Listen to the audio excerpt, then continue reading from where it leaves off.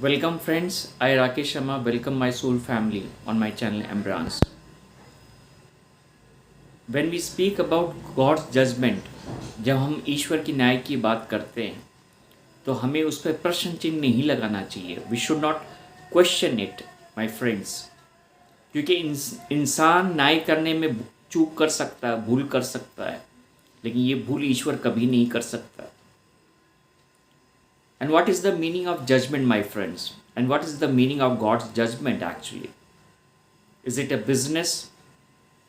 Is it a give and take relationship? कि ईश्वर उसके तरह से न्याय करेगा in this way. और अगर हमको मिल गया then it's a judgment, और हमसे कुछ छिन गया then it's not a judgment. वो हमारे लिए अन्याय है. Friends, in my last video I have told you that from 11th March onwards the judgment will begin actually. What does it mean actually? First you have to understand this. It's not about that you will receive in this judgment or somebody will lose in this judgment. जब ईश्वर न्याय करता है दोस्तों, तो वो ये नहीं देखता कि किसी से कुछ छिन रहा है या किसी को कुछ मिल रहा है. उसका सिर्फ एक ही बेस होता है. There is only one criteria for that justice and that is truth, and only truth is the criteria for this judgment my friends. What you have to understand, जो आपको सबसे ज़्यादा समझना है या जानना ज़रूरी है आपके लिए, वो ये है कि अगर इस जजमेंट से आपका कुछ छिन रहा है, आपसे कुछ छूट रहा है, तो आपको उसको क्वेश्चन नहीं करना है, क्योंकि आप सिर्फ वर्तमान देख सकते हैं, अपना प्रेजेंट मोमेंट देख सकते हैं, लेकिन उसकी आगे की जो पिक्चर है वो आपको नहीं पता है. और वो तभी रिवील होगी जब आप उस फ्यूचर वाले इवेंट में जाएंगे और उस पिक्चर को देखेंगे. मेरे दोस्तों, ये एक ऐसी पिक्चर है, जिंदगी एक ऐसी पिक्चर है जिसकी स्क्रिप्ट हर पल लिखी जाती है, हर पल बदली जाती है. और अगर आप ये सोच रहे हैं कि आपकी स्क्रिप्ट ऑलरेडी कंप्लीटेड है और आप डेस्टिन्ड हैं, तो आप गलत सोच रहे हैं दोस्तों. It is your wrong perception और thought what you have created inside, because your life changes with every moment, with every decision, with every karma. Your life changes my friends. ये चैनल जो मैंने बनाया है दोस्तों, वो आपके एंटरटेनमेंट के लिए नहीं बनाया है, बल्कि इसलिए बनाया है कि आप जीवन की सच्चाई को समझ सकें और अपने बर्थ के पर्पस को जान सकें. और सच्चाई हमेशा कड़वी होती है, हम उससे भाग नहीं सकते, क्योंकि हम जितना भागेंगे वो सच्चाई हमारा उतना ही पीछा करेगी. इससे अच्छा हम थम जाएं और उस सच्चाई का सामना करें दोस्तों. Life will become easier than.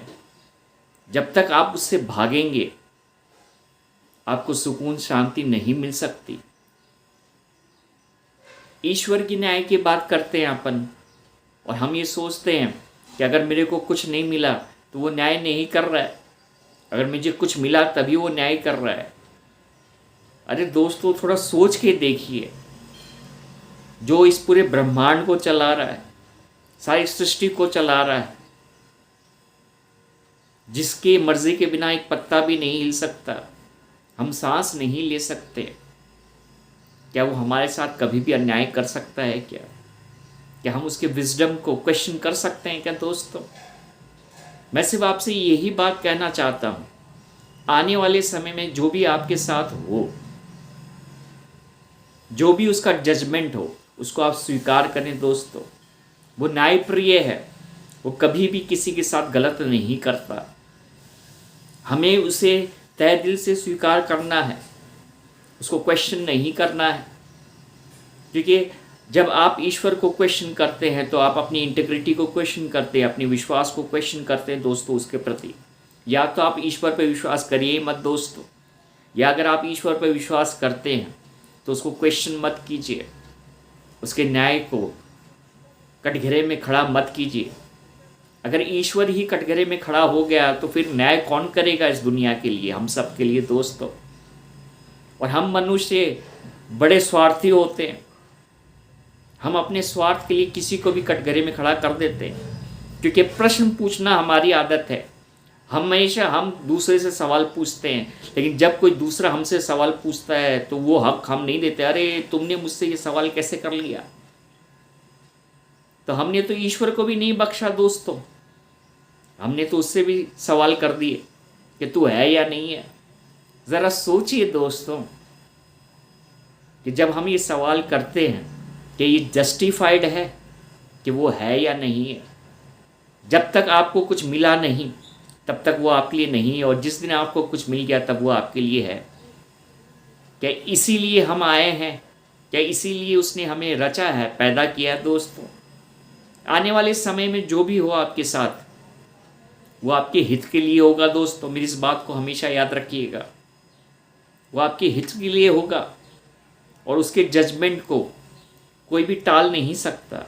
उसे स्वीकार कीजिएगा अपने जीवन में, और जैसे ही आप उसे स्वीकार करेंगे तहे दिल से, आप अपने जीवन में बदलाव देख सकते हैं। उसे जानना हम सब के लिए बड़ी विचित्र बात है, क्योंकि हम अपने आप को नहीं जान पाए तो हम उस ईश्वर को कैसे जान पाएंगे, उसके न्याय को कैसे जान पाएंगे दोस्तों। लेकिन विश्वास की डोर से हम एक छोर से दूसरी छोर तक पहुंच सकते हैं। और अगर आपका विश्वास है कि आपकी डोर ईश्वर के हाथ में है, तो उसी डोर से आप उस तक पहुंचने वाले हैं, और हर पल आप उसके नज़दीक जाएंगे, हर पल जैसे जैसे आपका जीवन आगे बढ़ेगा दोस्तों। So whenever God decides something for us, gives his judgment, there is a wisdom inside that judgment. There is a lot of thought process, because he can see our past, present and our future, my friends, and we don't have that capacity as a human to see what is heading towards us. You can see only what is happening to you at this moment, लेकिन वो इस picture का director है दोस्तों। वो कभी भी कोई भी चेंज ला सकता है आपकी जीवन की स्टोरी में। तो उस चेंज के लिए तैयार रहिए दोस्तों, उस चेंज के लिए तैयार रहिए, क्योंकि कहा जाता है कि ईश्वर के घर देर है अंधेर नहीं है। तो ये जो वाक्य है, ये जो स्टेटमेंट है, ये अपने आप में उसके प्रति हमारे विश्वास को दर्शाता है, या उसके न्याय को दर्शाता है हम लोगों के प्रति। हम छोटे रहें तो ज़्यादा अच्छा है दोस्तों, क्योंकि हम जितना बड़ा बनेंगे हम संभल नहीं पाएंगे। इससे अच्छा हम क्यों ना अपने आप को उसके प्रति समर्पित कर दें, उसके बच्चे बन जाए और उससे कहें कि तू मेरा पिता है, तू ही मेरा ध्यान रख, मेरी जिम्मेदारी तेरी जिम्मेदारी है, मैंने अपने आप को तेरे पर छोड़ दिया, तुझे जो करना मेरे साथ कर, क्योंकि मुझे पता है तुझसे ज़्यादा प्यार और मेरा ख्याल कोई नहीं रख सकता। एक बार इस विश्वास के साथ उससे जुड़िए दोस्तों, उसके न्याय पर विश्वास कीजिएगा। वो कभी भी ऐसा न्याय नहीं करेगा जो हम सब के लिए अन्याय हो। बहुत बहुत धन्यवाद दोस्तों इस वीडियो में मेरे साथ देने के लिए।